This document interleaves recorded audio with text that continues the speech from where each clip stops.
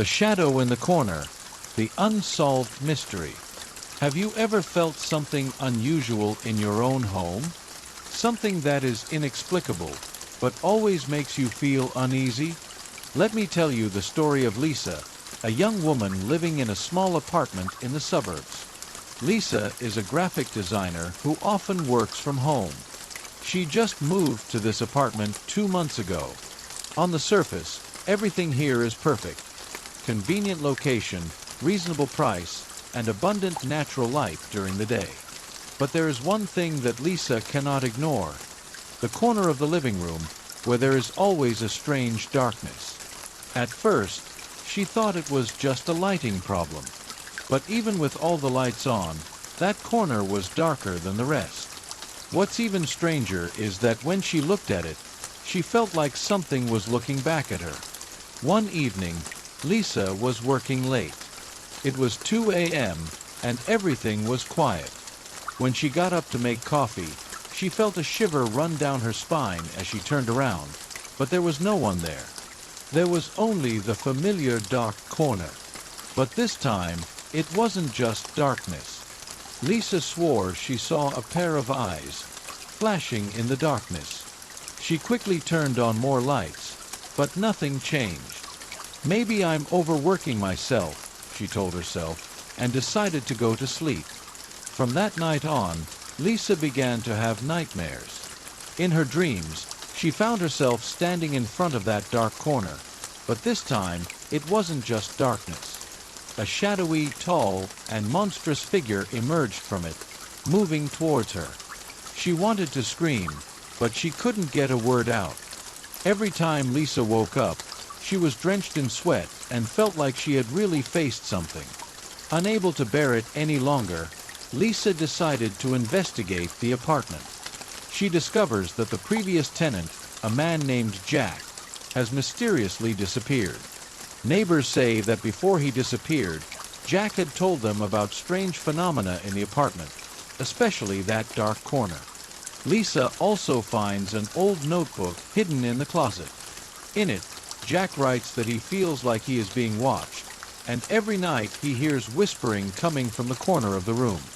Lisa decides to install a camera in the living room to record everything while she sleeps.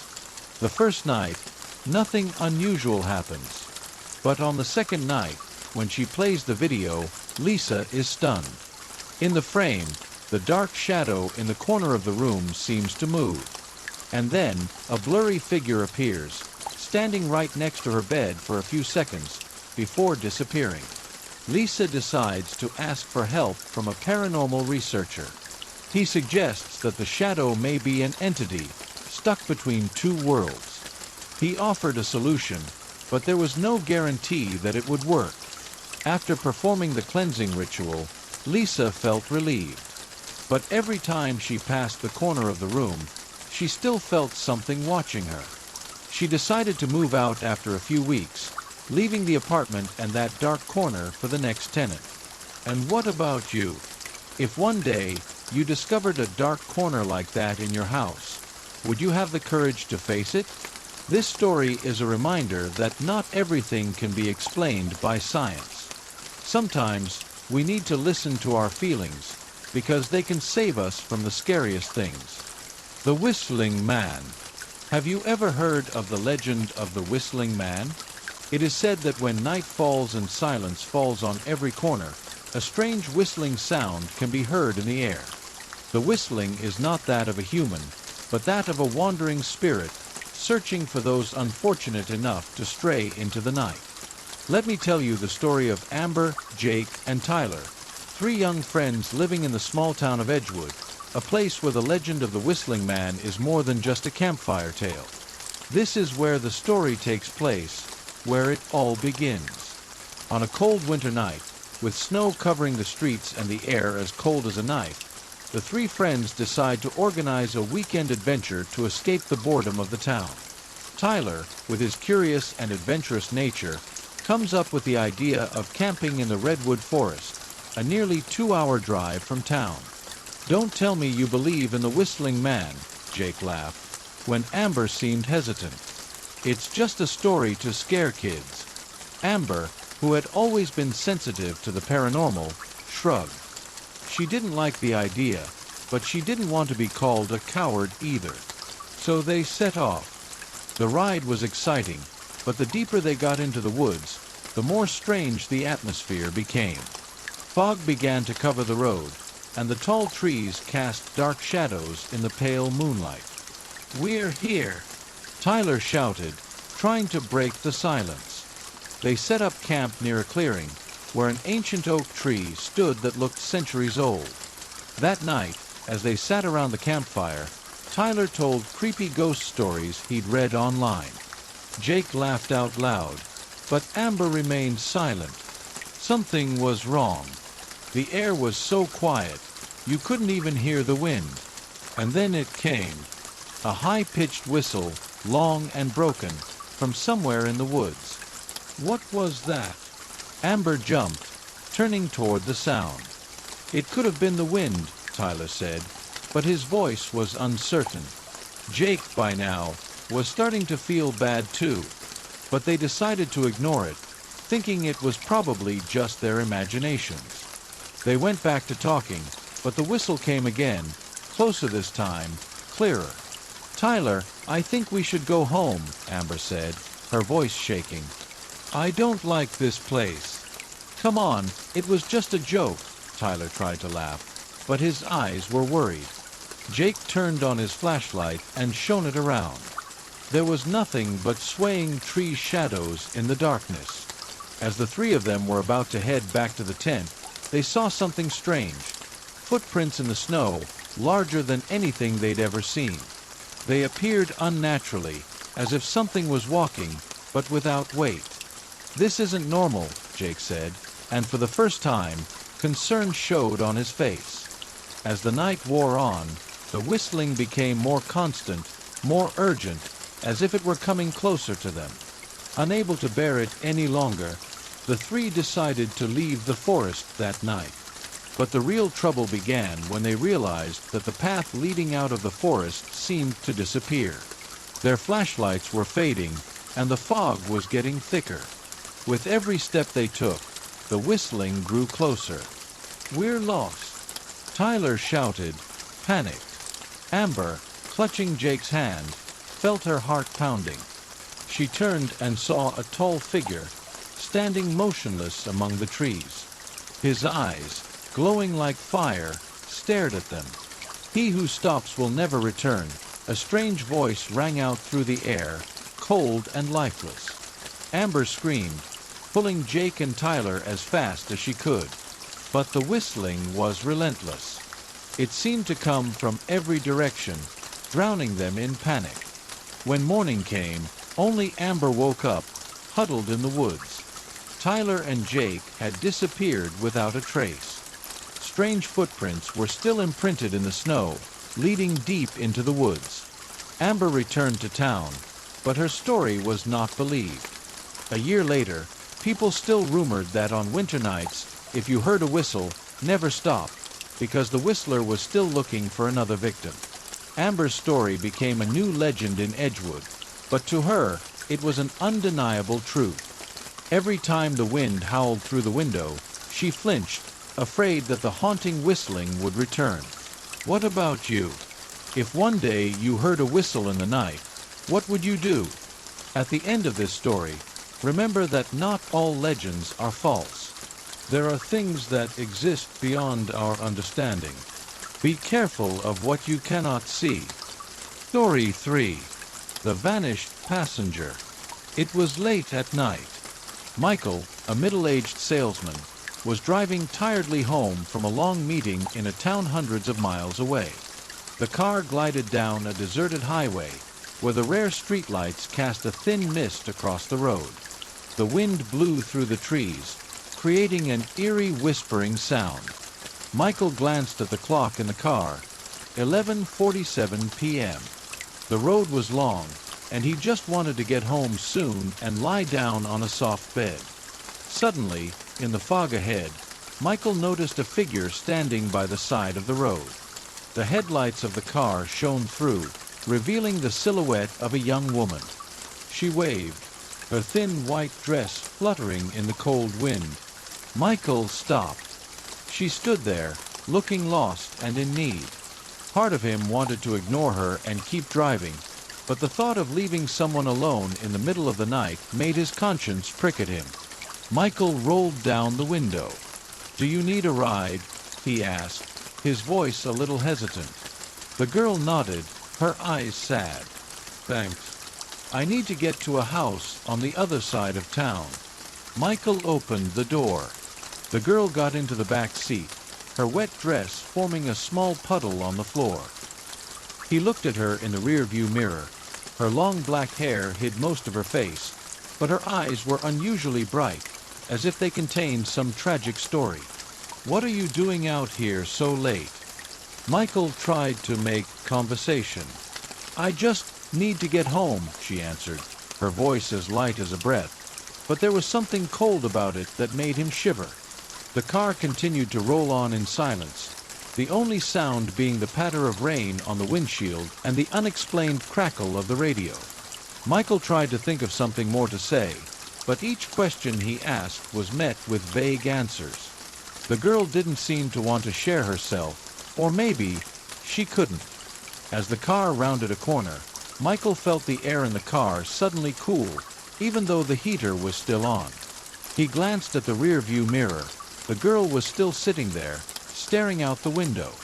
An uneasy feeling crept into his mind. Something wasn't right. The radio suddenly switched to an unfamiliar channel, emitting incoherent murmurs. Michael pressed the off button, but the radio wouldn't shut down. "What the hell is going on?" he muttered, his sweaty hands gripping the steering wheel. "I used to live here," the girl said suddenly, breaking the heavy silence. "But there was an accident." "An accident?" Michael hesitated. He wanted to ask more, but her voice had died away. Finally, the car reached a desolate area where the girl told Michael to stop. He pulled over to the side of the road, the headlights illuminating an old house that seemed to have been abandoned for a long time. Michael turned to the back seat to say something to her, but the seat was empty. The girl disappeared. Michael looked around the car in shock and then drove off down the road. "Where are you?" he shouted, his voice echoing in the cold night. But the only response he got was the howling wind and the rustling of dry leaves under his feet. He walked towards the house. The main door was ajar, the rusty hinges making an eerie sound when he pushed it open. Inside was a dusty space, moonlight shining through the cracks in the roof. On the main wall hung an old photo, which left Michael speechless. In the photo, the girl he had just driven appeared, but she looked much younger and more radiant.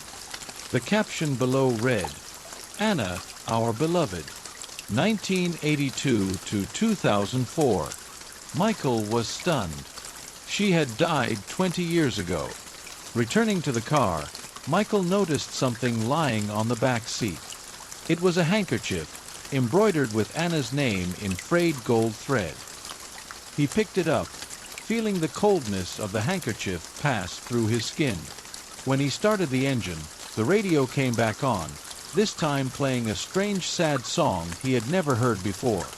The car drove away, but in the rearview mirror, he caught a glimpse of Anna standing in front of the house, watching with a blank gaze.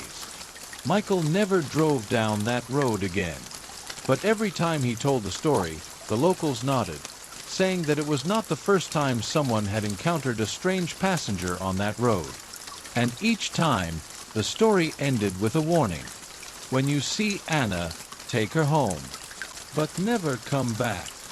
Story 4. The Haunted Doll. It was a late autumn afternoon, when the yellow leaves covered the path and the sky was a gloomy ash gray.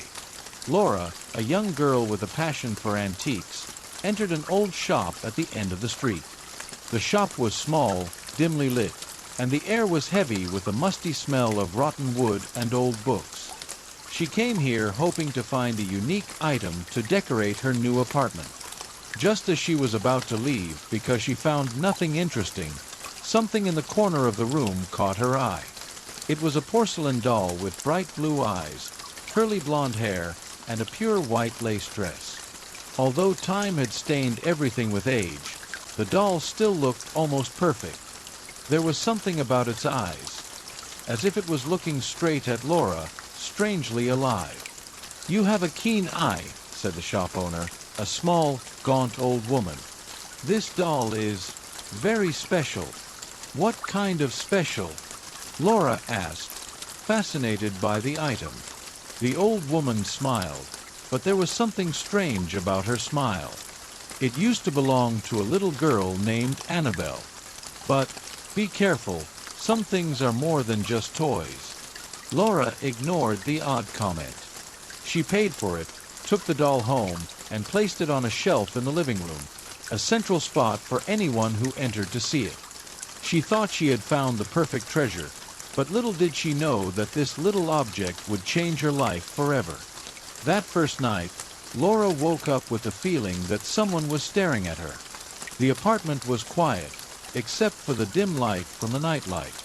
But when she glanced toward the living room through the half-open door, she saw that the doll's silhouette seemed to have changed direction. At first, she reassured herself that it was just her imagination. But things got stranger and stranger. The next morning, when Laura woke up, the doll was no longer on the shelf. Instead, it appeared on the dining table, its piercing blue eyes staring straight at her chair. She felt a chill, but tried to explain it away by saying that she must have forgotten and put it there before going to bed. Then the strange events continued. The sound of soft footsteps in the middle of the night. The faint but distorted laughter echoed through the hallway. The objects in the house were moved for no apparent reason. One night, unable to bear it any longer, Laura decided to investigate the doll. She went to the old woman at the antique shop, but the shop was now closed. Asking the people around, Laura learned a story that made her blood run cold. Many years ago, the doll belonged to a young girl named Annabelle. She lived in a wealthy family, but unfortunately died in a fire in the room where the doll was placed. Her mother, overwhelmed with grief, hired a shaman to call up her daughter, hoping that Annabelle's spirit would stay in the doll forever. But the ritual failed. Instead of Annabelle's spirit, another entity took over the doll. It is said that whoever owns it will suffer unnatural deaths or fall into madness. Returning home, Laura felt as if she was being watched. When she entered the living room, she saw that the doll had moved to the middle of the floor, its eyes glowing in the darkness. She approached it, intending to pick it up to throw it away, but when her hand touched it, a cold chill ran down her spine. Laura heard a giggle, this time clearly coming from the doll. Then the distorted voice whispered, "We will be together forever." Laura screamed, throwing the doll to the floor. But instead of shattering, it stood up straight on its little legs. The porcelain fingers began to move, the blue eyes now glowing red. The living room door slammed shut. Every light in the house went out, leaving only an eerie laugh echoing throughout the room. Laura was found the next morning by a friend. She sat huddled in the corner of the living room, her eyes staring blankly into space. The doll lay on the shelf, motionless, as if nothing had happened. She never told anyone what had happened. But from that day on, Laura never took her eyes off the doll. She refused to throw it away, as if forced by an invisible force. Her friends began to worry as she became increasingly distant, lonely, and seemed to be talking to herself.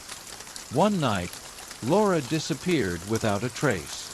The police went to the apartment, but found no clues except that the doll was still sitting on the shelf, its cold eyes staring straight ahead. The same doll appeared in another antique shop a few months later. The new shop owner only laughed when asked about it. But it is said that if you stand in a dark room and look directly into its eyes, you will hear a whisper. Play with me. Story 5. Bloody Mary. It was a late autumn night. when the wind whistled through the windows and darkness enveloped the streets. Emily, a teenage girl, and her close friends gathered at Sarah's house for a slumber party. In the small, warm room, the flickering candlelight and the cheerful laughter overwhelmed all the sounds outside. The evening was passing peacefully when Cassie, the boldest girl in the group, suddenly suggested, "Do you guys dare to try calling Bloody Mary?" The room suddenly fell silent. All eyes turned to Cassie. Emily, who did not believe in ghost stories, laughed. "It's just a legend. Nothing could happen." Cassie smiled mischievously, challenging, "If you don't believe it, then do you dare to try? Just stand in front of the mirror, turn off the lights, and say Bloody Mary 3 times. Sarah, who seemed the most timid, immediately intervened. "I heard from my grandmother that if you call her name, the spirit of Bloody Mary will appear.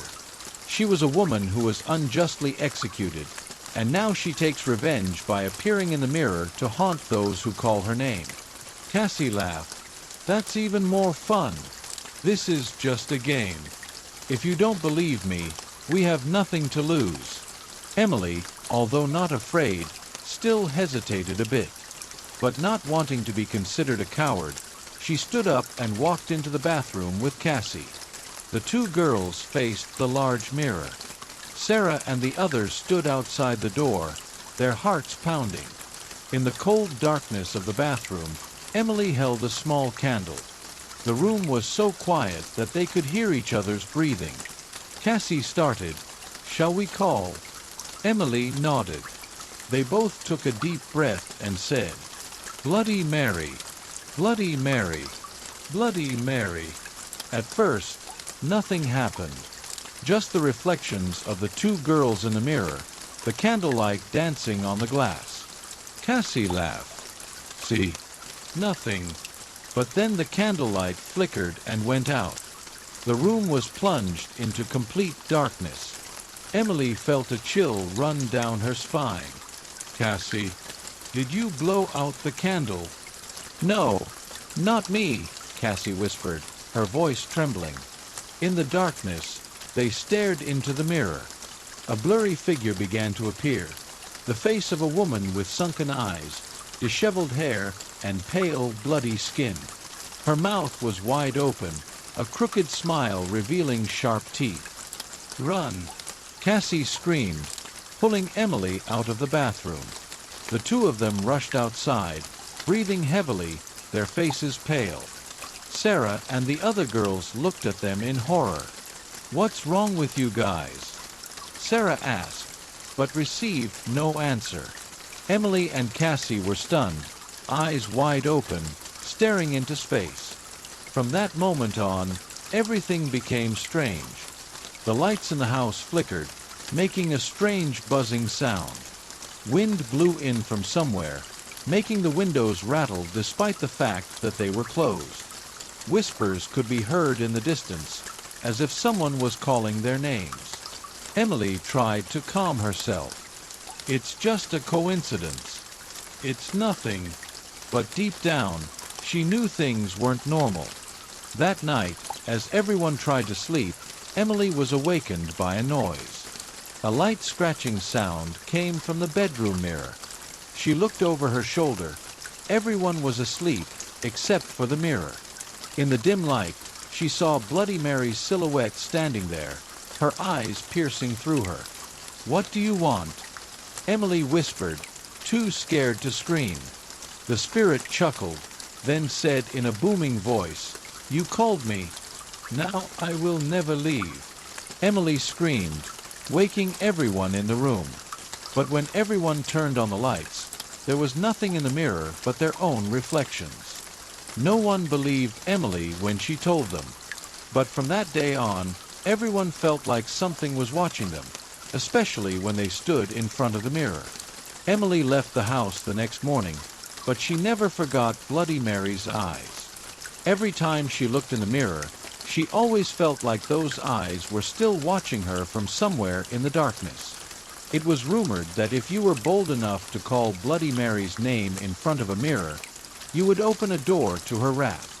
and once she was summoned, she would never completely disappear. Remember, never call out Bloody Mary's name in the dark. She may be waiting for you, just on the other side of the mirror. Story 6. The Ghost on the Bridge. The peaceful village of Little Hollow lies nestled among mist-shrouded hills, but the people here never venture across the old bridge at night. Misty Bridge, an ancient stone bridge spanning a cold river, is shrouded in scary stories of a ghost that appears on dark nights. No one knows for sure, but everyone avoids the place after sundown. Jake, a young city boy who has just moved to town, does not believe the rumors.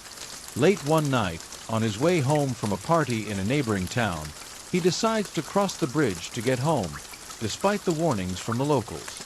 That night, the sky is pitch black, with not a single star, only the faint light from Jake's car headlights illuminating the road. The air is so cold that his breath creates a thin mist in the cabin of the car. The bridge appeared in the headlights, an ancient structure, covered in moss, as if it belonged to a distant era. Jake drove slowly across the bridge, but a sense of unease crept into his mind. The sound of the wheels rolling on the stones echoed hollowly, as if the bridge were alive. Suddenly, from the thick fog, a figure appeared, a young girl standing by the bridge railing, her long hair falling over half her face, her white dress covered in mud. Jake slammed on the brakes. His heart was pounding. Who would be standing here at this hour, he muttered, then decided to get out of the car to help. Jake moved closer, noticing the girl was bowed, her hands gripping the bridge railing. "Are you okay?" he asked, his voice trembling. The girl raised her face, her eyes sad but deep as if trying to swallow him. "Can you take me home?" Her voice was soft but echoing, as if coming from a faraway place.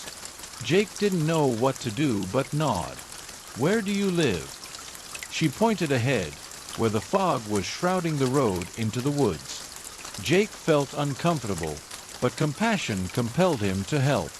He opened the car door and let her sit in the back seat.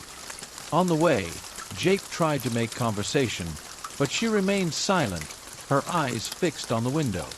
He felt the air in the car was strangely cold, even though the heater was still on. Every time he glanced in the rearview mirror, he saw her image fading, as if she weren't really sitting there. Suddenly, she spoke. "That bridge is where I lost everything." Jake felt goosebumps rise all over his body. "What do you mean?" "An accident. That night, the car lost control, and I fell into the river."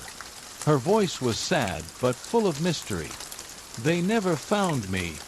Jake shivered, but before he could ask any more, the girl suddenly pointed. "Stop here." Jake stopped the car in front of an old, dilapidated house, located in the middle of a dense forest. The girl got out of the car, turned to look at him with eyes filled with pain, and whispered, "Thank you for taking me home." Soon after, the girl walked into the darkness and disappeared. Jake tried to follow, but all traces of her disappeared in the mist. He returned to town, full of doubts. The next morning, Jake went to a local coffee shop and told the story to the people. The whole room fell silent when he mentioned the girl on the bridge. Finally, an older man spoke up. "You've met Mary. She's a spirit." In 1975, she and her fiancé were driving across the misty bridge when they had an accident. Their car went into the river, and Mary drowned.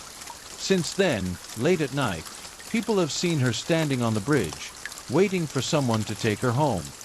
That night, Jake couldn't sleep. The image of the girl and her words haunted him. A light scratching sound came from the window, startling him. Jake looked out, and in the dim moonlight, he saw Mary, her long hair covering half her face, standing by the window, her eyes looking straight at him. She spoke, echoing through the glass. "I'm home, but I still need you." Jake screamed, but when he turned on the light, there was no one outside. There was only a long streak of water on the glass, like the trace of a hand running down. Jake left Little Hollow the next morning, but the memory of Mary never faded.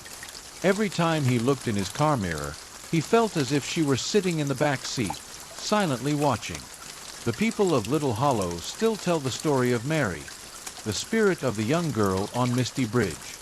And they always warn strangers.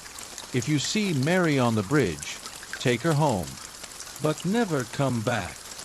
Story 7. The Cry in the Night. The Maplewood neighborhood is located on the outskirts of the city, quiet and peaceful with small houses located close together. But since house number 13 was abandoned, everything has changed. People say that on moonless nights, if you stand nearby, you will hear the cry of a child.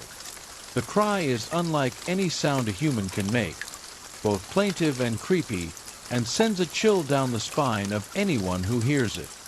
Sarah, a young reporter, decides to find out the truth about this legend.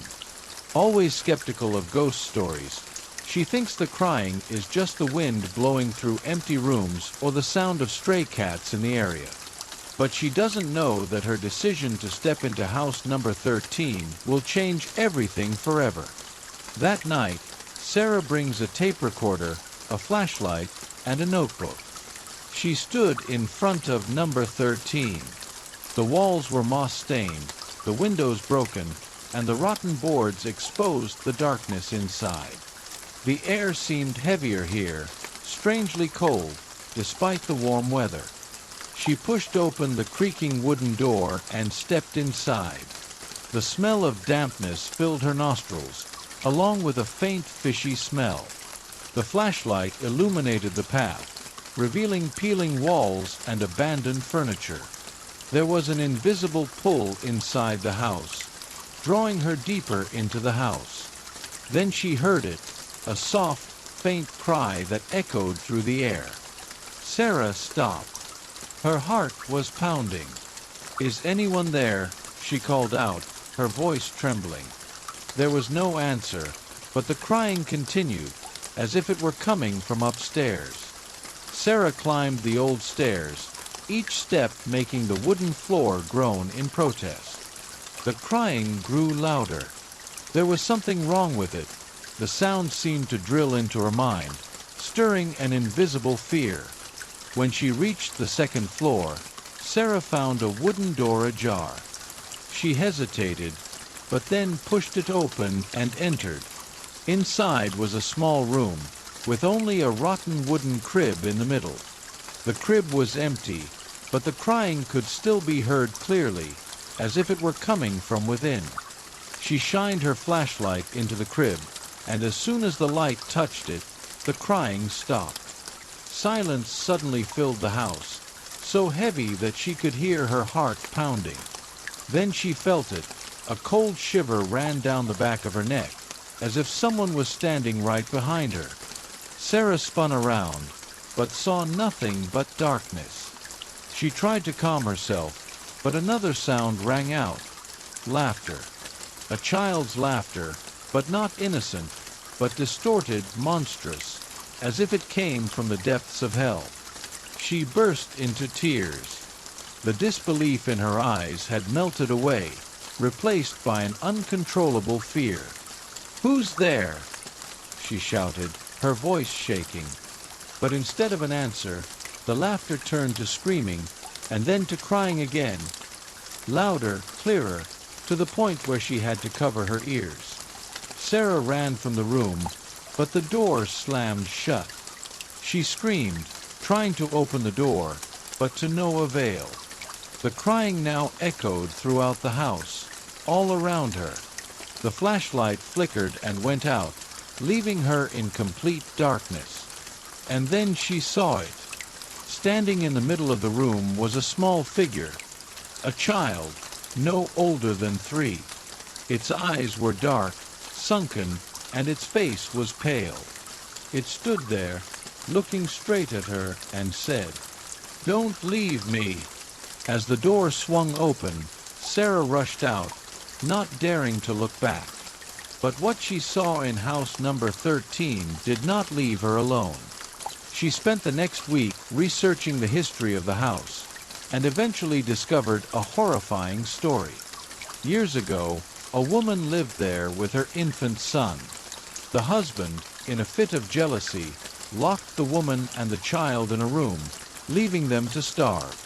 When the villagers found the child, he was dead in the crib, and the mother, clutching him tightly, went mad before committing suicide. It was rumored that the child's spirit was still trapped in the house, crying out for his mother in vain. Sarah left Maplewood, but the crying never left her.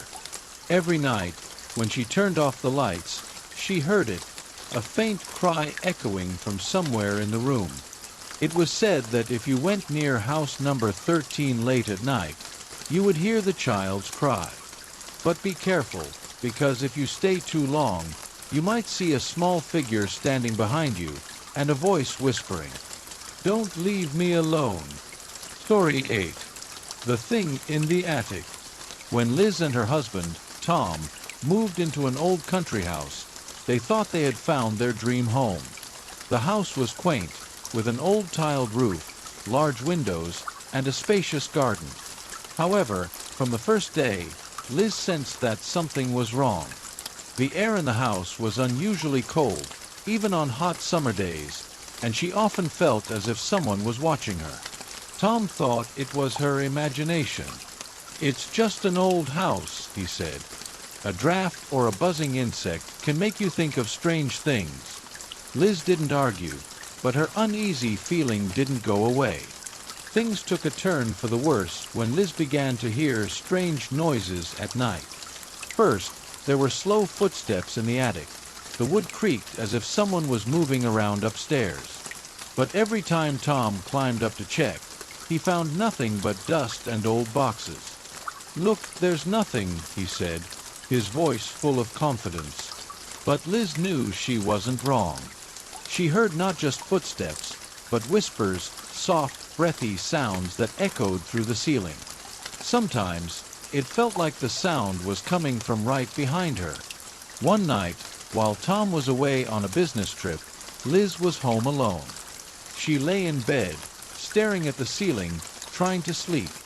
But in the middle of the night, she was startled awake by a loud noise from the attic, as if something heavy had fallen onto the wooden floor. She lay still, her heart pounding, trying to listen.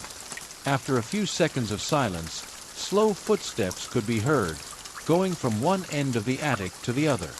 She couldn't take it anymore. Liz turned on the light, grabbed her flashlight, and decided to face her fear. She opened the door to the attic, the wooden steps creaking under her feet. The air was cold and thick, carrying a strange stench. As her flashlight swept across, she saw old boxes, broken rocking chairs, and a large wooden chest in the far corner. She walked toward the chest, her hands shaking. When she opened the lid, Liz saw a row of old dolls, each chipped or missing a body part.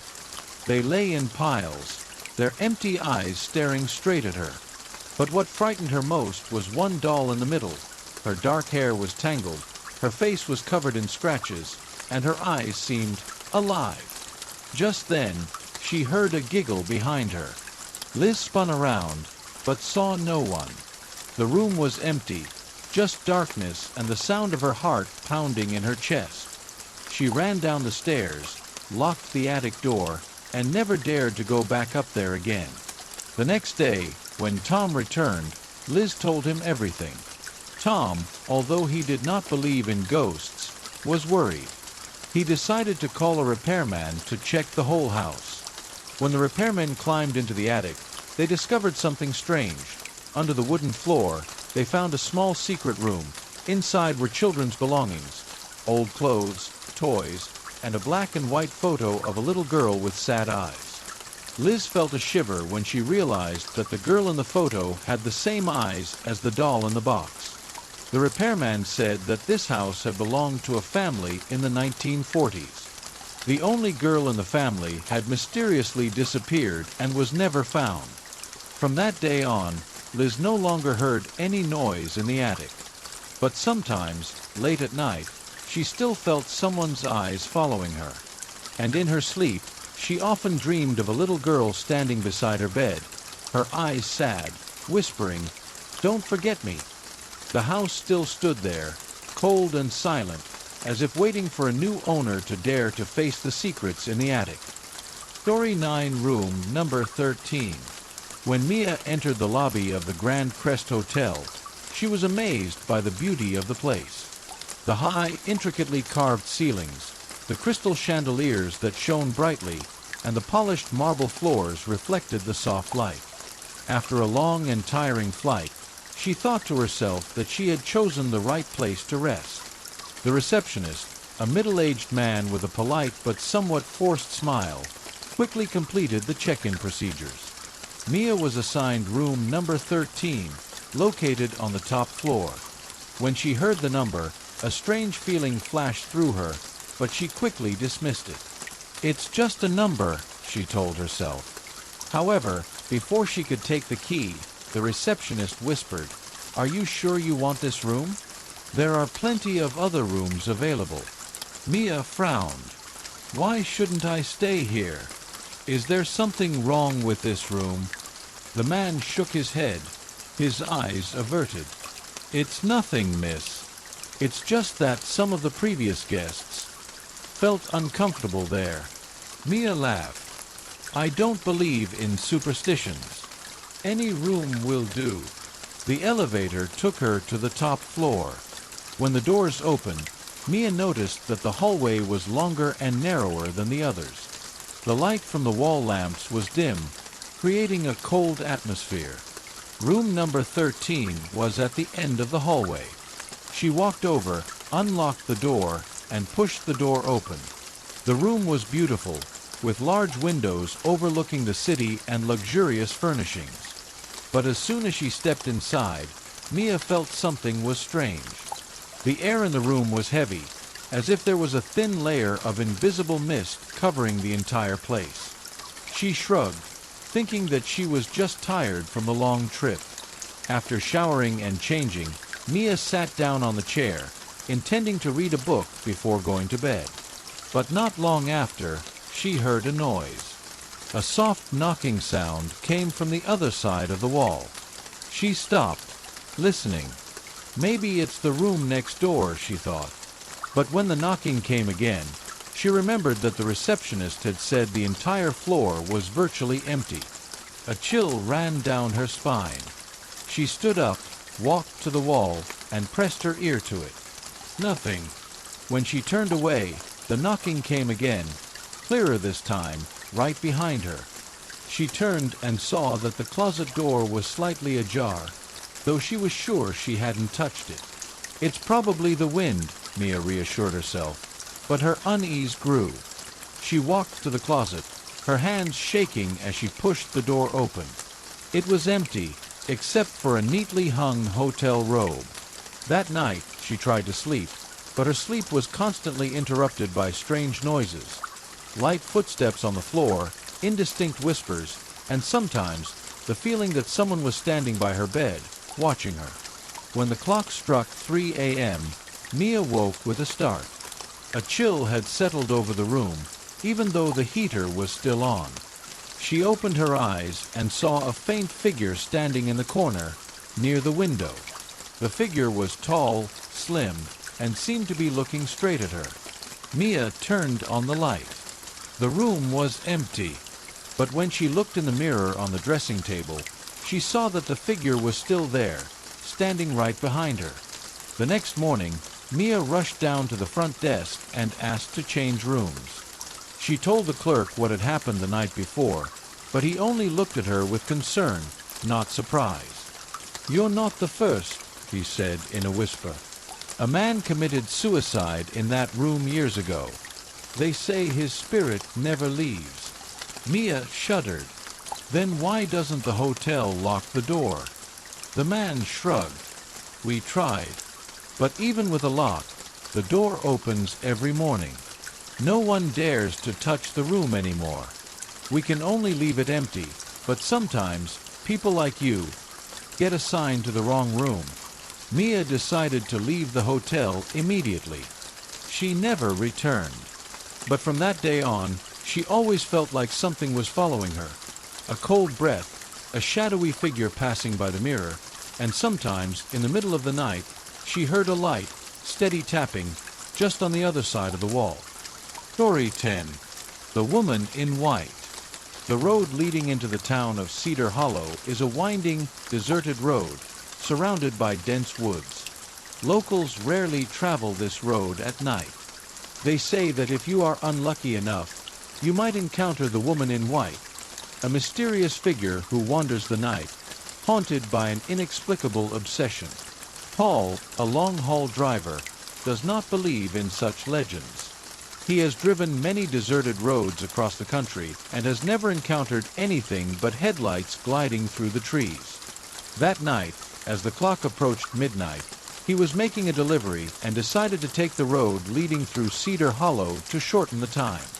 The road was dark, lit only by the headlights of trucks. The wind blew through the trees, creating a whispering sound.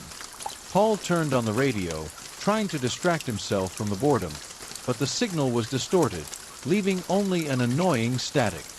He turned it off, sighed, and continued driving.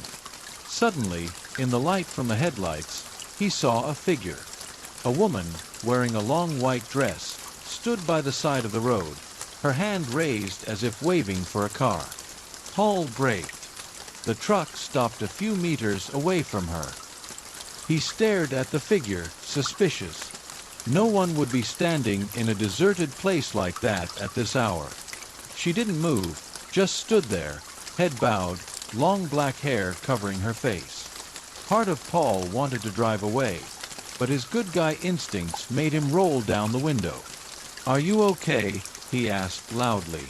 The woman didn't answer. She just raised her head, and even though they were far away, Paul could have sworn her eyes met his, a blank, cold gaze that made his heart stop. Paul felt the air around the car turn cold. He quickly closed the window and stepped on the gas, and the truck sped past the woman. But when he looked in the rearview mirror, she was no longer there. Instead, her figure appeared in the rearview mirror inside the car, right in the back seat.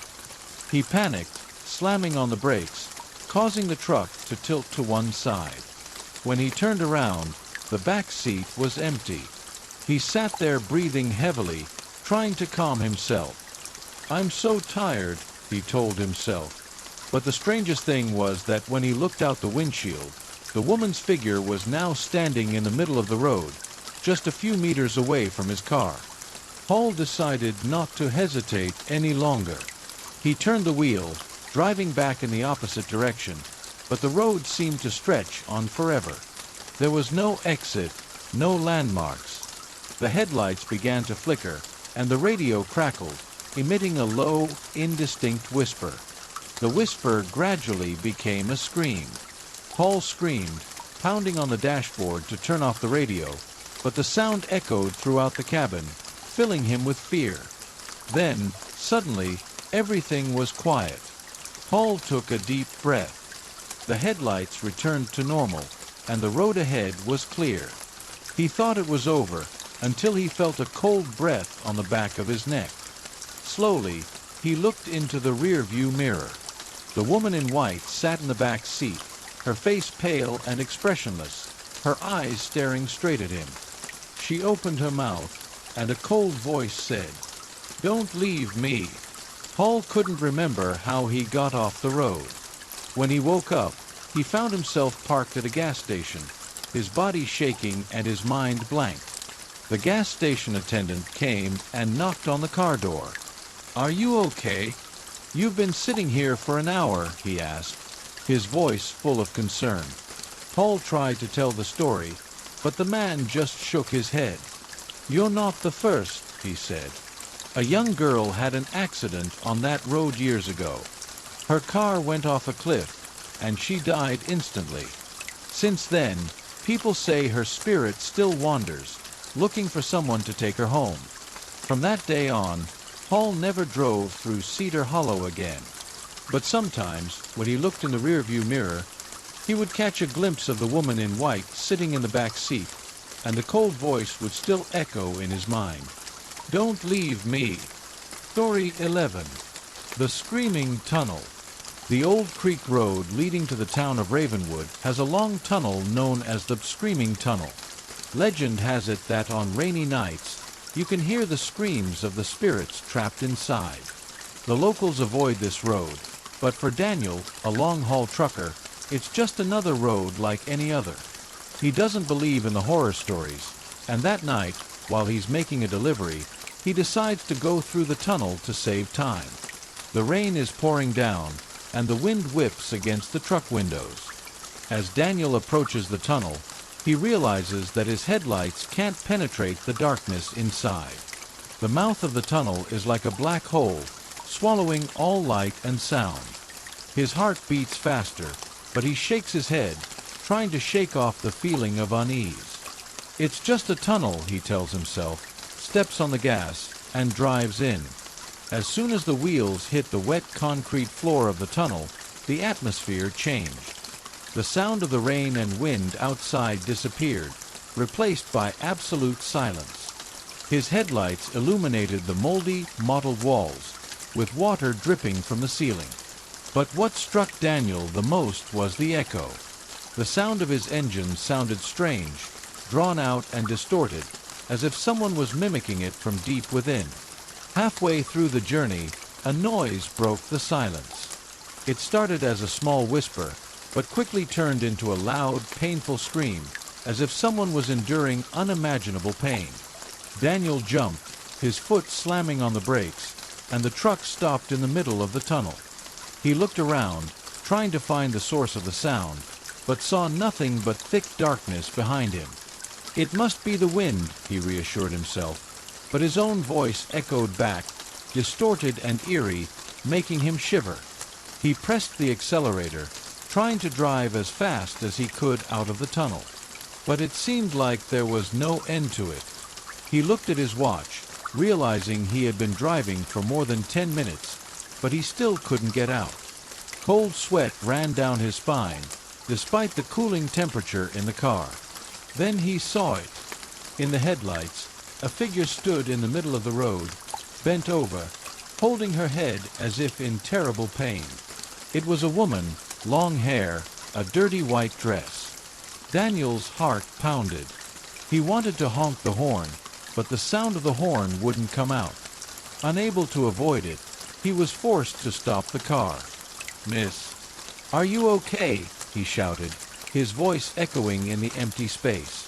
The woman didn't answer, just stood there, her shoulders shaking as if she were crying.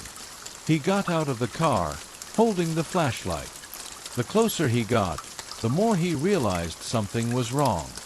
The flashlight beam was focused on the woman, but she didn't cast any shadow. When he was only a few feet away, she raised her head, and Daniel froze. Her face was twisted in horror, her eyes were empty, and her mouth was wide open, emitting a scream that pierced his mind. Daniel turned and ran, jumping into the truck cab, and stepped on the gas. But instead of rushing out of the tunnel, he was pulled deeper into the darkness. The screams echoed everywhere now, not just one voice but many voices. Men, women, children, all screaming, crying, pleading for help. He screamed, pounding on the steering wheel. The headlights began to flicker, and in the few moments of light, he saw dozens of silhouettes standing along the tunnel walls, all staring at his car, mouths moving as if whispering. "Get out of here! Please get out of here!" he shouted, his hands shaking as he gripped the steering wheel. Suddenly, everything was silent. No more screaming, no more figures. The tunnel was empty and quiet again. But as the headlights shone forward, he saw the exit. Daniel stepped on the gas, and the car shot out, back into the light of the rain outside. He stopped on the side of the road, panting, his whole body drenched in sweat. When he looked in the rearview mirror, he noticed a wet handprint on the rear window, fading and disappearing. The next day, Daniel went to a diner near town and told the story to the owner. The old man just looked at him with a serious expression. "You're lucky you made it out," he said. "That tunnel was the site of a bus accident many years ago. All the passengers on board died, but their souls never left. Daniel left town, but the images and sounds of the tunnel never left his mind. Every time he drove down a deserted road, he would stare into his rearview mirror, afraid that he would see a faint figure or hear the haunting screams again." Story 12. Followers. When Jane moved into her new apartment, she thought she had found the perfect place to start. The small building was in a quiet neighborhood, not far from work. The third-floor apartment had a balcony overlooking a tree-lined street, and she loved the idea of mornings sipping coffee, watching the world slowly pass by. The first evening, as Jane was arranging her things in the living room, she felt someone's eyes on her. She turned around, but there was nothing but the darkness of the street outside the window. She shrugged, thinking she was just tired and more sensitive than usual. A few days later, however, as she sat on the sofa reading a book, the feeling returned, this time more clearly. She looked out the window, and in the yellow light of the streetlights, she saw a figure standing on the sidewalk opposite. The figure was tall and thin, wearing a long coat and a hood. The person stood still, facing her window, but the distance was too far for Jane to see the face clearly. A chill ran down her spine. She pulled the curtains back, telling herself it was just a passerby stopping to rest. But she couldn't shake the feeling of unease. That night, Jane tried to sleep, but her sleep was interrupted by a small noise. She sat up, her heart pounding. The noise sounded like a light tap on the window. But how could anyone be outside her third-floor window? She crept closer to the window, pulling the curtains back a little. There was nothing but darkness and the light from the street lamps. But as she turned to leave, she noticed something strange. A faint handprint was imprinted on the glass, right in the middle of the window. The hand couldn't be hers. She hadn't touched the window since moving in. Jane panicked and closed the curtains, turned on all the lights in the apartment, and tried to calm herself. But she couldn't sleep all night, her ears listening for the slightest sound. The next day, Jane told the story to the building manager, Mr. Mitchell, an old man with a stern face. When she mentioned the handprint on the window, his eyes darkened. "This isn't the first time someone has mentioned this," Mr. Mitchell sighed. "The tenants before you complained about someone watching them from outside. But we never found anyone." "What do you mean?" Jane asked, her voice trembling. "We thought it was just your imagination. But if you want, we can install extra locks or surveillance cameras," he said, trying to ease her worries. But the safety measures didn't help Jane feel better. Every night, she felt like she was being watched. Even with the curtains drawn, she could hear tapping on the window or strange noises in the hallway. One morning, as she stepped out onto the balcony, she saw something neatly placed on the railing, a dried rose, as if someone had left it there on purpose. Jane began to panic. She called the police, but they found no signs of forced entry. "It must be some kind of prank," the policeman said, but Jane didn't believe him. She sensed that the person following her was more than just a human. On Jane's last night in the apartment, things took a turn for the worse. Around 2 a.m., she was awakened by a loud bang, as if someone had been banging on the window. She jumped up, pulled back the curtains, and screamed. A tall, thin man in a trench coat was standing right outside the window, his face pressed against the glass, his crooked smile revealing horrifyingly white teeth. But that wasn't the worst of it. How could he be standing there when her apartment was on the third floor? Jane stepped back, reaching for the phone to call the police, but when she turned back, he was gone. There was no sign of forced entry, but the fear was indelible. The next morning, Jane left the apartment. When she returned the keys, Mr. Mitchell showed no surprise. "You're not the first to leave like this," he said, looking toward the apartment window. and I guess you won't be the last. Jane never returned to the building, but the image of the man outside the window haunted her. Sometimes, on quiet nights, when she looked out her window, she felt as if something was lurking in the shadows, silently watching her. And every time the wind blew, she heard a soft tap on the glass, a reminder that he hadn't let go. Story 13. Ghost Train. The story of the ghost train in the town of Grimsby has existed for decades. Locals say that on nights of the waning moon, a driverless train will pass through the old station, emitting a piercing sound like the screams of imprisoned souls. No one knows the origin of the train, and no one dares to stay at the station after midnight to verify. But for Liam, a young journalist, such stories are just baseless rumors. He decides to destroy the legend by exploring for himself. One night in early winter, Liam arrives at Grimsby Station with a camera and a small bag of tools. The abandoned station is located on a deserted road, weeds grow over the tracks, and the air is so cold that it makes his skin tingle. His watch reads 11:45 p.m., and according to the story, the ghost train usually appears at midnight. Liam sat down on an old wooden bench on the platform, camera on a tripod, lens trained on the dark tracks. He turned on his flashlight, scanning the surroundings: small dilapidated buildings, rusty station signs, and a large clock that had stopped working years ago. Nothing unusual. But as the flashlight passed over the tracks, Liam noticed something strange.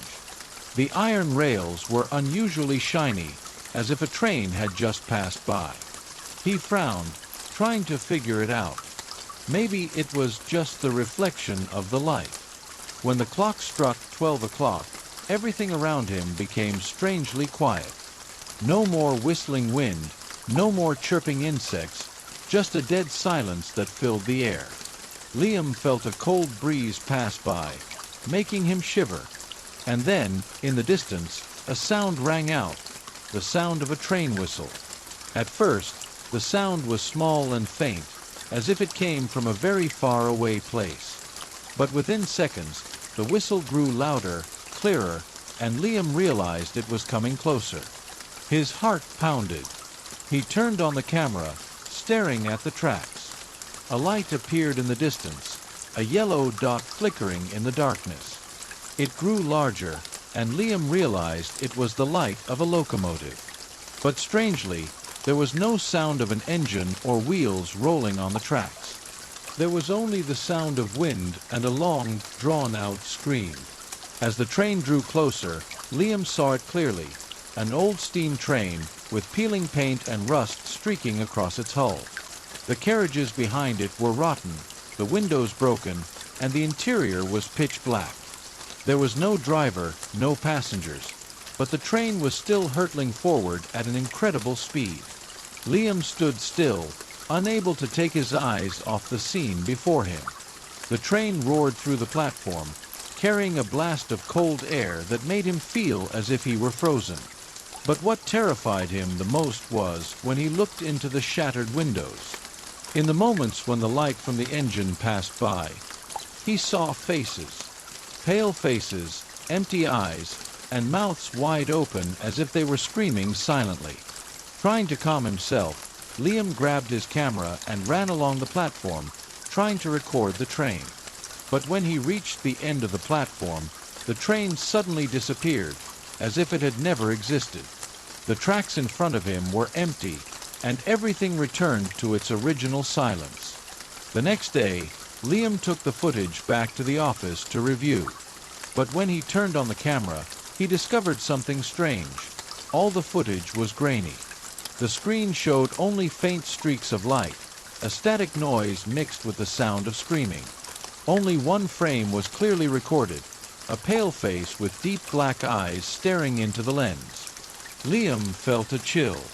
He tried to find out about the train's origins, and after days of searching, he discovered a terrifying story. Years ago, a train full of passengers had derailed right at the Grimsby station, falling into a deep ravine below. All the passengers and crew on board were killed, and from then on, People began to hear train noises and screams every night. Liam never returned to Grimsby Station again, but the image of the haunted train still haunted him.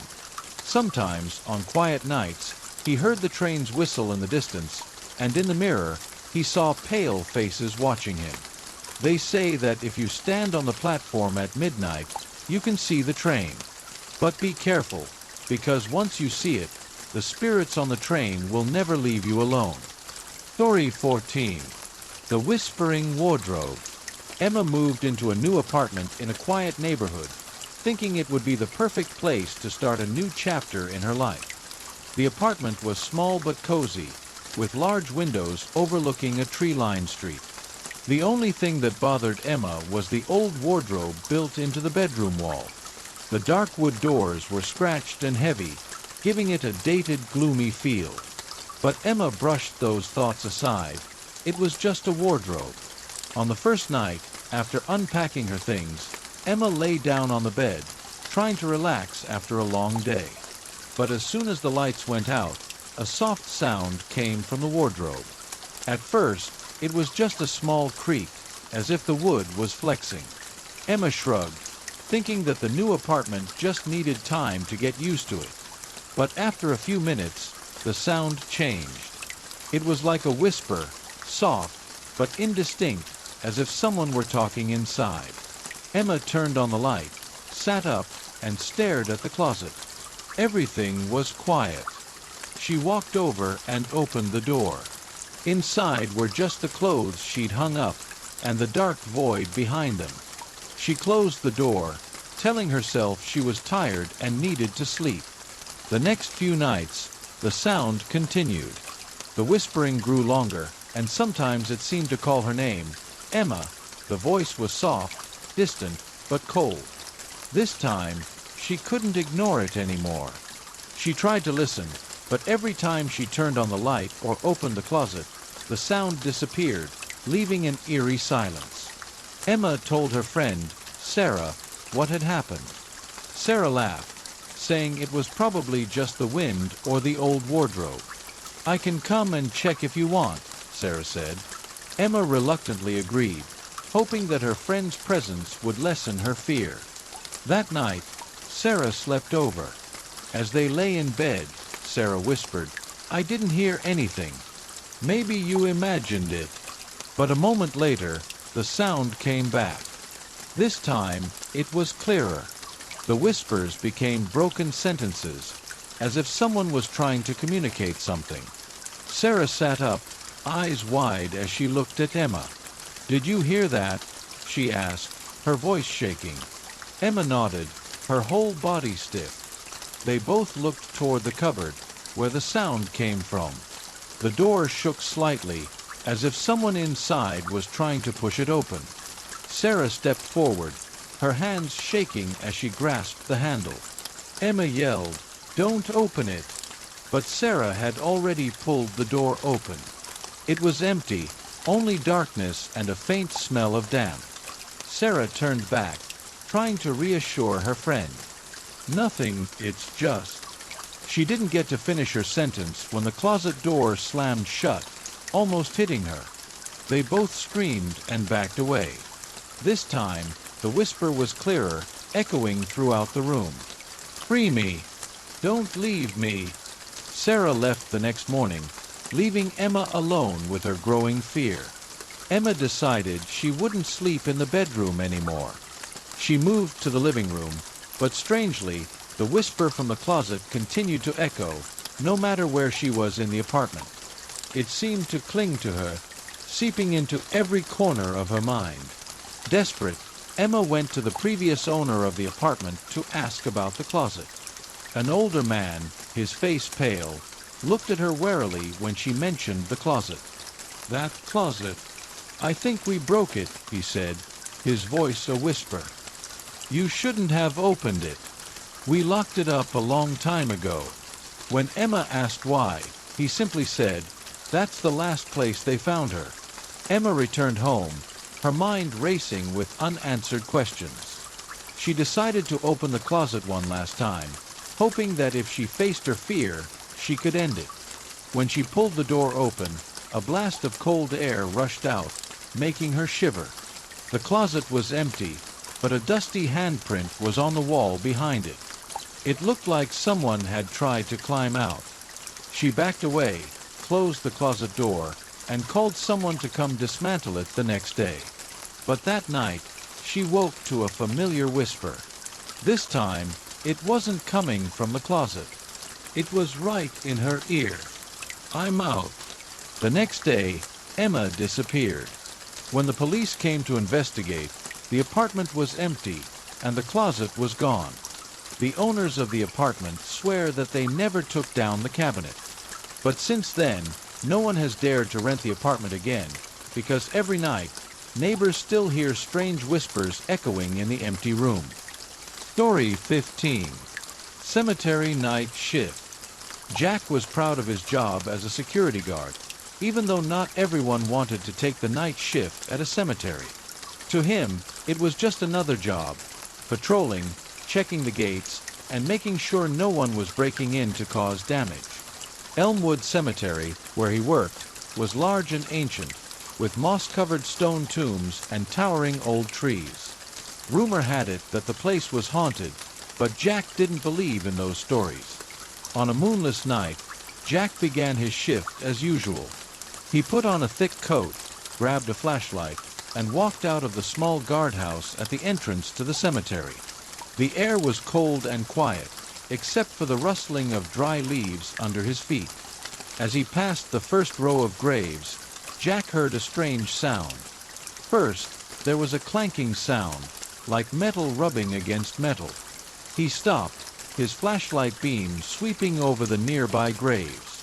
There was nothing but silent gravestones, darkness, and a mist hanging in the air. "It's probably just the wind," he told himself, continuing his walk. But as he took a few steps, the sound came again. This time, it was clearer, like someone dragging a chain. Jack's heart pounded, but he tried to keep his composure. "I'm all alone here," he muttered, but a sense of unease began to creep in. As he approached the oldest section of the cemetery, Jack stopped in front of a large tomb surrounded by a rusted iron fence. It was the burial place of the Hawthorne family, a wealthy family with a rumored dark past. Jack had never paid much attention to the tomb before, but tonight he noticed that the iron gate in front of the tomb was slightly open. He stepped forward, trying to peer inside, but the mist was too thick for him to see clearly. Just then, a whisper sounded behind him. Jack turned around, his flashlight scanning, but there was no one. Just the silent graves in the darkness. He felt like someone was watching him, an invisible but heavy gaze. Jack decided to return to the guardhouse. As he turned, he heard footsteps. Soft, slow, as if someone was following him. He turned, but the path behind him was completely empty. When he reached the guardhouse, Jack closed the door and sat down in a chair, trying to calm himself. He turned on the security camera to check the cameras around the cemetery. At first, everything seemed normal, just the familiar images of rows of graves. But when he rewound the video near the Hawthorne family grave, something strange happened. On the screen, Jack saw himself walking through the area, but behind him, a faint shadow appeared, as if following him every step. Jack stepped back, eyes glued to the screen. The shadow gradually became clearer. It was the shape of a tall, thin man, wearing old clothes, his face unclear, but his eyes were red like burning coals. The shadow stopped as soon as the Jack on the screen turned his head.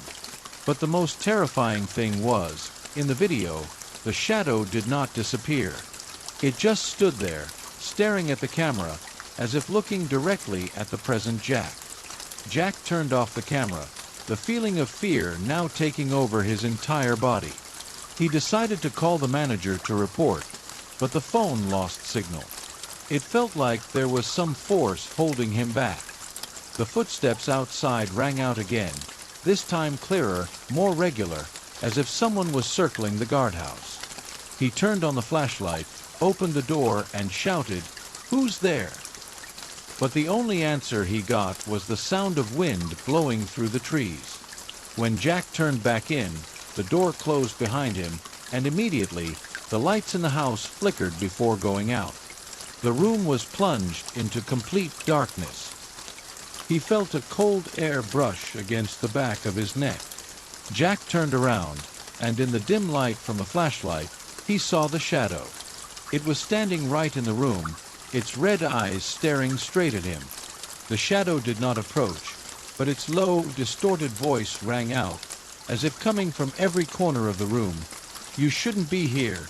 Leave before it's too late." Jack rushed out of the house, running straight to the main gate of the cemetery. But when he got there, he found the gate locked, even though he had opened it himself. He pounded on the gate, desperately calling for help, but no one heard. Footsteps echoed behind him again, slow and steady. When Jack turned around, the shadow was no longer alone. Around it, dozens of blurry figures appeared, all looking towards him, eyes glowing and faces distorted with pain. They drew closer, surrounding him, their whispers blending into a chorus of terror. The next morning, the cemetery manager found Jack lying unconscious near the main gate. When he awoke, Jack did not say a word, just stared into space with a look of fear in his eyes. He resigned immediately and never returned to Elmwood Cemetery. It is said that Jack was the last person who dared to take the night shift there. Story 16. The House on Blackridge Hill. The house on Blackridge Hill has been abandoned for nearly 3 decades. Locals have reported strange happenings there. Strange lights appearing at night, giggling sounds coming from empty rooms, or shadows flitting through windows. No one has dared to go near the house for a long time. But for Eric's group of friends, it was the perfect opportunity for a memorable night of exploration. Eric, Sarah, Mia, and James, 4 best friends since high school, decided to visit the house on the hill one weekend night. They'd heard a legend that the house once belonged to the wealthy but unlucky Greenwood family. One night, the entire family mysteriously disappeared, leaving the house empty. No one knew what happened, and ever since, the house has been rumored to be home to restless spirits. "We just need a few pictures to show off online," Eric said, shaking his flashlight. "Nothing but old stories." Sarah wasn't sure. "I don't think this is a good idea," she said quietly. But she went anyway, not wanting to appear cowardly. When the group arrived, Blackridge Hill was dark, and the house loomed like a giant ghost. The broken windows, the stained walls, and the rotten roof tiles made it look like a living thing waiting for them. The wind blew through the trees, making a whistling sound like someone breathing. In the dim moonlight, the group looked at each other in silence before climbing the wooden steps to the house. The front door creaked open when Eric pushed it gently. Inside, everything was covered in dust and cobwebs. An old chandelier hung, swaying gently despite the lack of wind. The air smelled of mold and decay, making them cover their mouths and noses. "Look," Mia said, pointing to an old photograph hanging on the wall. It was a family portrait, a young couple and their 2 young children. But the eyes in the painting seemed to follow them, no matter where they stood. James smiled, but his voice was hoarse. "It's just a picture," he said, but no one responded. As they entered the living room, Eric's flashlight began to flicker. He tapped the bulb, but the light dimmed before finally going out. "Amazing," he muttered. Sarah turned on her flashlight, but the light wasn't enough to calm their nerves. The group decided to split up and explore the house. Sarah and Mia headed upstairs, while Eric and James checked the downstairs. "Just 15 minutes, then we'll be back," Eric said, trying to keep his voice calm.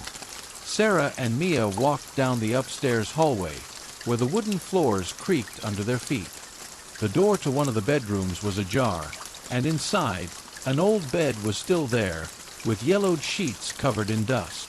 But the strangest thing was the large mirror in the room. Sarah shone her flashlight into it, and for a moment she saw a shadowy figure pass by. "Mia, do you see anything?" she asked, her voice trembling. Mia shook her head, but her eyes were filled with worry. "We shouldn't stay here long." Downstairs, Eric and James found a door leading to the basement. "Maybe this is where they keep their secrets," Eric laughed, trying to lighten the mood. The basement was dark, cold, and smelled of mold. As he descended the stairs, James turned on his flashlight and saw strange marks on the walls, long, deep scratches, as if something had tried to climb out. Suddenly, the basement door slammed shut behind them. Eric and James rushed up the stairs, pounding on the door, but it wouldn't open. "Mia, Sarah, is anyone there?" Eric shouted, but only an echo answered. Upstairs, Sarah and Mia heard pounding coming from below. "We have to go down and help them," Mia said. But as soon as they stepped out of the room, the long hallway ahead transformed into another space. Doors along the hallway swung open, and a blast of cold air rushed through. Mia screamed as a figure appeared at the end of the hallway. It was a woman in a long white dress, her face pale and her eyes deep black. The woman stood there, staring at them, before disappearing into the darkness.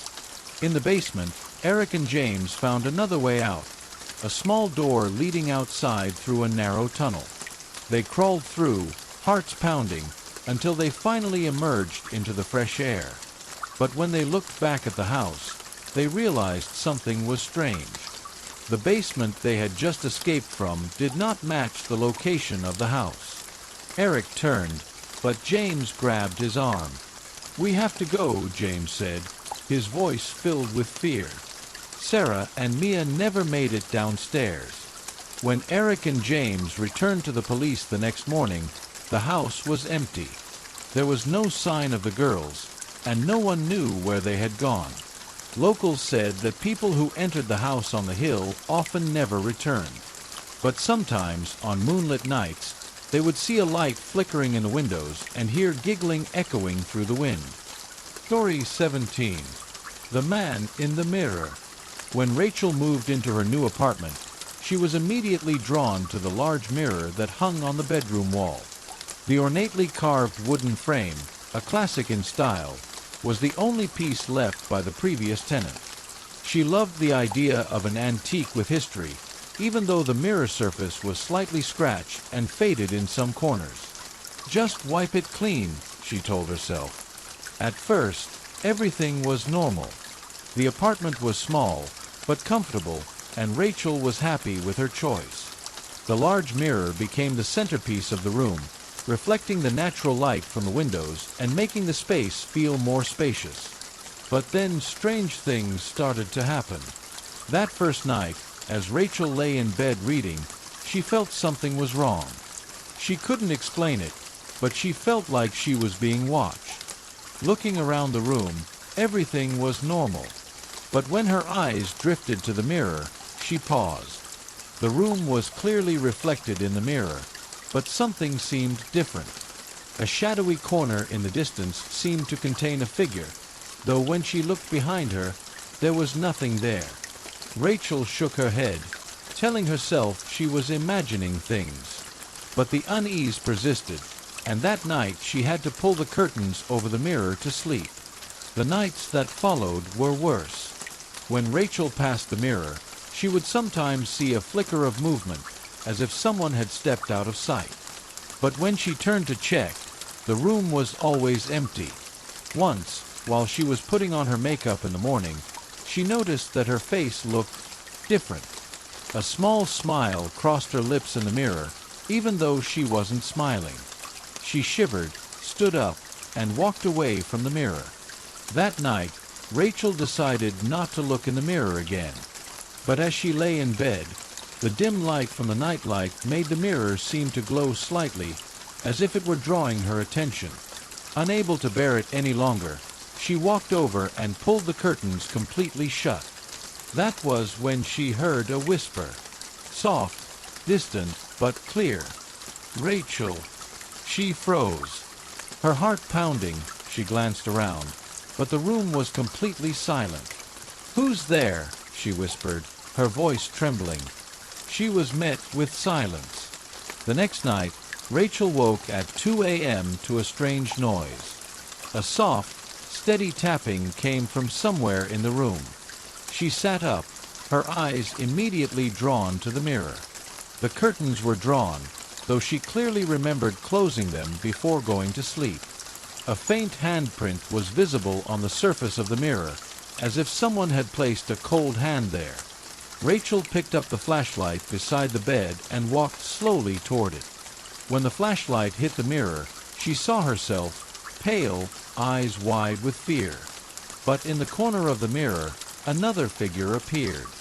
It was a man, a thin face with deep black eyes and a twisted, malicious smile.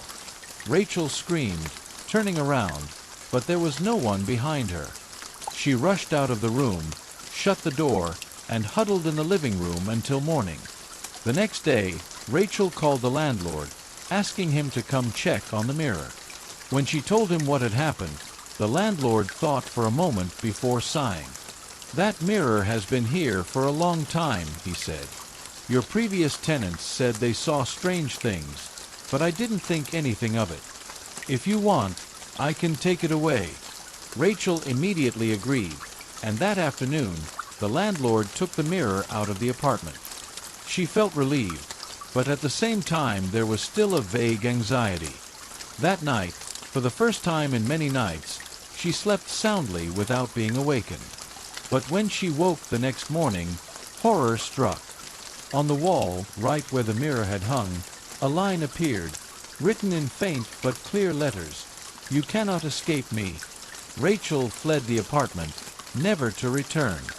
It is said that the mirror was moved to another location, but whoever owned it suffered from terrifying dreams and a constant feeling of being watched. And sometimes, at night, they heard a voice whispering from the darkness, "I am still here." Story 18. The Candle in the Window. Sarah's grandmother's old house was in the suburbs, on a quiet street that few people passed by at night. After her grandmother died, the house had been abandoned for years. But when Sarah received a letter from the family lawyer informing her that the house had been left to her, she decided to spend a weekend there to clean up. The house, though old and run down, still felt familiar.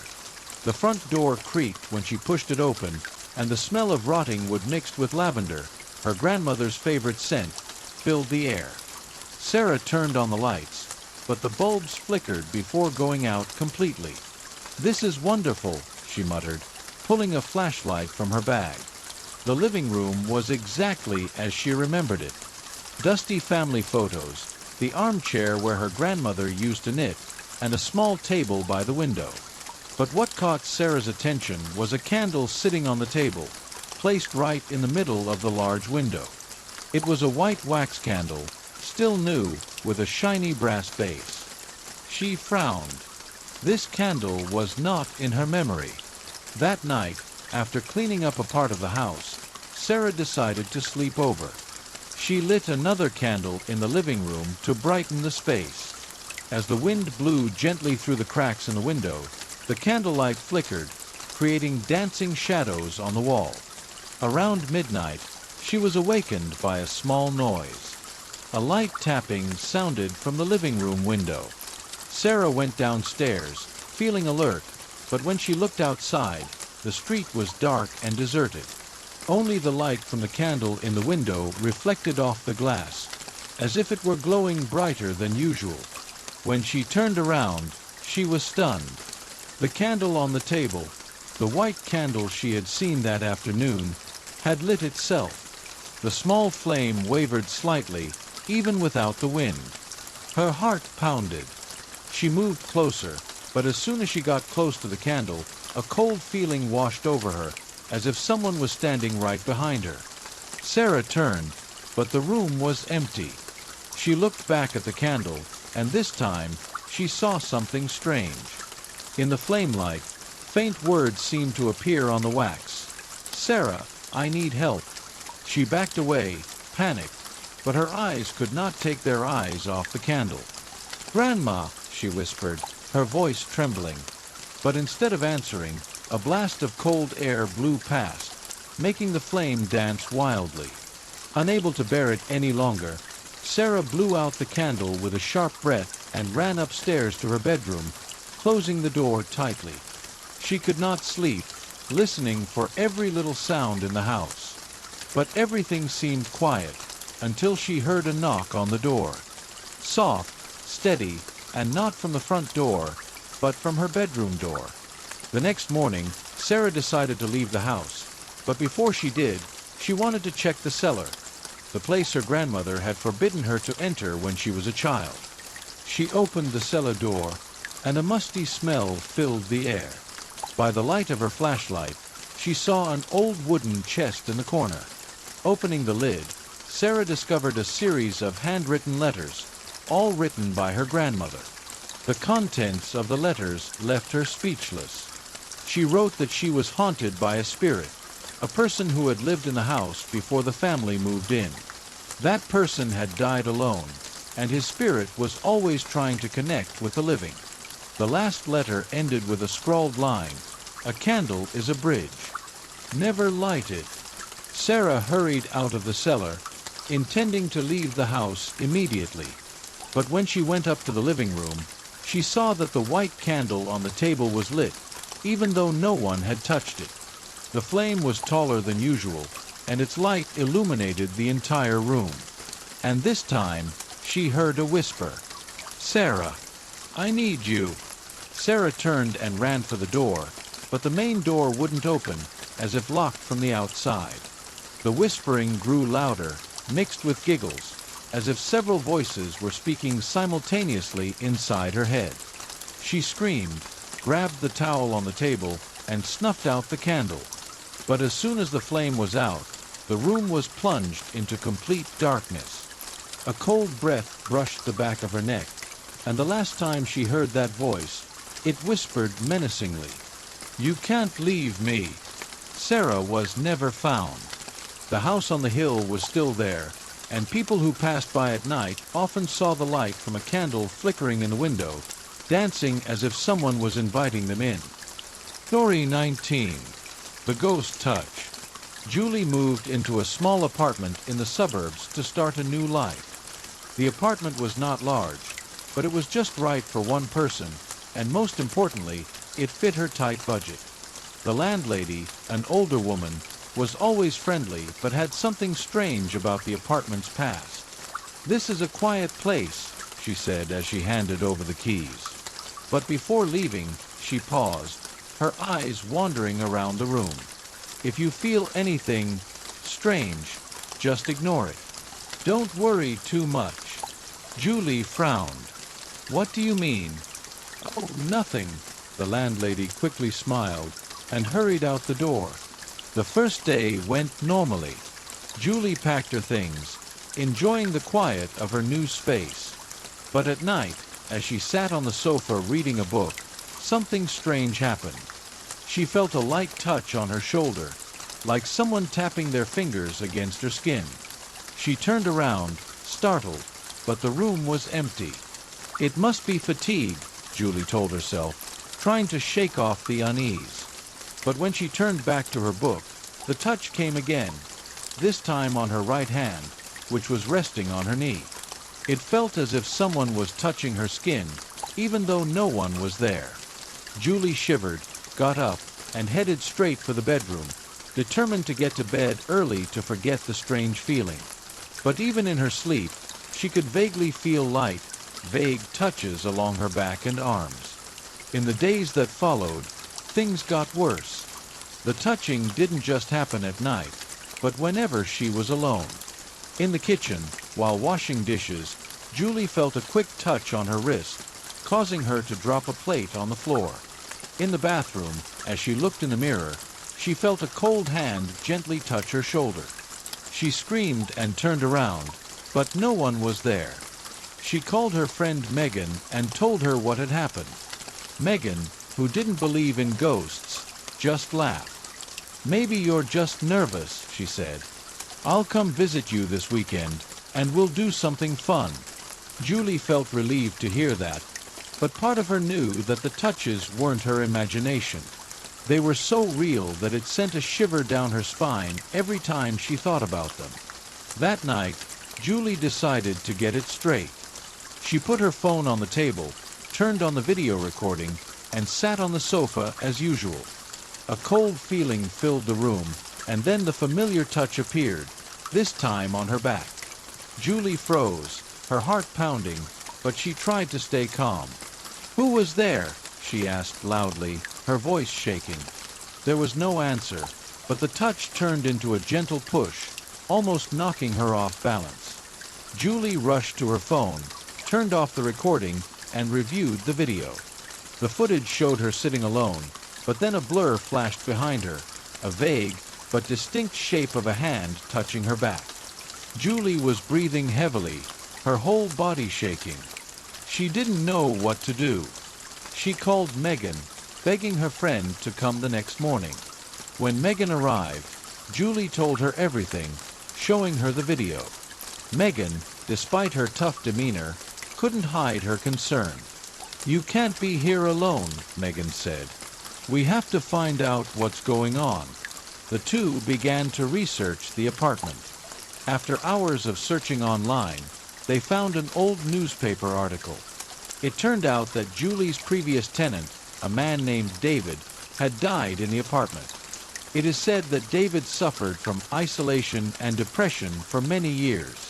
Before he died, he left a note on the table, "I don't want to be abandoned."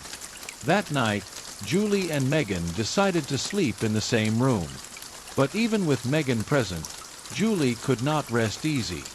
She felt another touch, this time stronger, as if someone was trying to pull her out of bed. Julie screamed, causing Megan to jump up. The bedroom door, which had been closed, slowly opened, and a cold air rushed in. Julie and Megan stared into the darkness in front of the door, and for a moment they saw a figure standing there. A tall, thin man, pale face, empty eyes. The figure did not move, just stood there, looking straight at them. "Get out!" Megan screamed, and the two of them rushed out of the apartment, not looking back. Julie never returned to that apartment. She left Megan to help her pack and move to another place. But the ghostly touches didn't stop. Sometimes, in the dark, she felt a cold hand brush against her arm, or a light touch on her shoulder when she was alone. She realized that, even after leaving the apartment, David's spirit still followed her. And in her dreams, she often heard a voice, soft and haunting. "Don't leave me." Story 20. The Ghost Touch. Julie moved into a small apartment in the suburbs to start a new life. The apartment was not large, but it was just right for one person, and most importantly, it fit her tight budget. The landlady, an older woman, was always friendly but had something strange about the apartment's past. "It's a quiet place," she said as she handed over the keys. But before she left, she paused, her eyes wandering around the room. "If you feel anything strange, just ignore it. Don't worry too much." Julie frowned. "What do you mean?" "Oh, nothing." The landlady quickly smiled and hurried out the door. The first day went normally. Julie packed her things, enjoying the quiet of her new space. But at night, as she sat on the sofa reading a book, something strange happened. She felt a light touch on her shoulder, like someone tapping their fingers against her skin. She turned around, startled, but the room was empty. It must be fatigue, Julie told herself, trying to shake off the unease. But when she turned back to her book, the touch came again, this time on her right hand, which was resting on her knee. It felt as if someone was touching her skin, even though no one was there. Julie shivered, got up, and headed straight for the bedroom, determined to get to bed early to forget the strange feeling. But even in her sleep, she could vaguely feel light, vague touches along her back and arms. In the days that followed, things got worse. The touching didn't just happen at night. but whenever she was alone. In the kitchen, while washing dishes, Julie felt a quick touch on her wrist, causing her to drop a plate on the floor. In the bathroom, as she looked in the mirror, she felt a cold hand gently touch her shoulder. She screamed and turned around, but no one was there. She called her friend Megan and told her what had happened. Megan, who didn't believe in ghosts, just laughed. "Maybe you're just nervous," she said. "I'll come visit you this weekend, and we'll do something fun." Julie felt relieved to hear that, but part of her knew that the touches weren't her imagination. They were so real that it sent a shiver down her spine every time she thought about them. That night, Julie decided to get it straight. She put her phone on the table, turned on the video recording, and sat on the sofa as usual. A cold feeling filled the room, and then the familiar touch appeared, this time on her back. Julie froze, her heart pounding, but she tried to stay calm. "Who was there?" she asked loudly, her voice shaking. There was no answer, but the touch turned into a gentle push, almost knocking her off balance. Julie rushed to her phone, turned off the recording, and reviewed the video. The footage showed her sitting alone, but then a blur flashed behind her, a vague but distinct shape of a hand touching her back. Julie was breathing heavily, her whole body shaking. She didn't know what to do. She called Megan, begging her friend to come the next morning. When Megan arrived, Julie told her everything, showing her the video. Megan, despite her tough demeanor, couldn't hide her concern. "You can't be here alone," Megan said. "We have to find out what's going on." The two began to research the apartment. After hours of searching online, they found an old newspaper article. It turned out that Julie's previous tenant, a man named David, had died in the apartment. It is said that David suffered from isolation and depression for many years. Before he died, he left a note on the table, "I don't want to be abandoned." That night, Julie and Megan decided to sleep in the same room. But even with Megan present, Julie could not rest easy. She felt another touch, this time stronger, as if someone was trying to pull her out of bed. Julie screamed, causing Megan to jump up. The bedroom door, which had been closed, slowly opened, and a cold air rushed in. Julie and Megan stared into the darkness in front of the door, and for a moment they saw a figure standing there. A tall, thin man, pale face, empty eyes. The figure did not move, just stood there, looking straight at them. "Get out!" Megan screamed, and the two of them rushed out of the apartment, not looking back. Julie never returned to that apartment. She left Megan to help her pack and move to another place. But the ghostly touches didn't stop. Sometimes, in the dark, she felt a cold hand brush against her arm, or a light touch on her shoulder when she was alone. She realized that, even after leaving the apartment, David's spirit still followed her. And in her dreams, she often heard a voice, soft and haunting. "Don't leave me.